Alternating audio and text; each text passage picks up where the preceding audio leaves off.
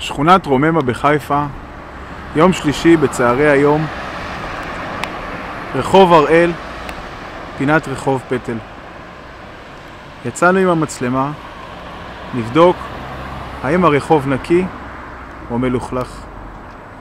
נהנינו מהנוף היפה, מהשיחים הירוקים ומציוץ הציפורים. את פנינו הקבילו פרחי החמציץ שניתן לאכול אותם בעונה זאת. אך פרחי החמציץ לא יכולים להסתיר את הבושה. בין העצים מתגלגלות חביות ברזל עתיקות, השד יודע מה תכולתן,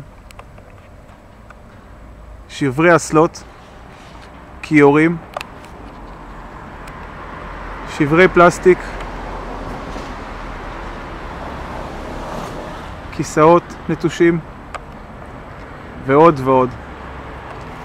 מפגע סביבתי וסכנה לילדים ולחיות בר.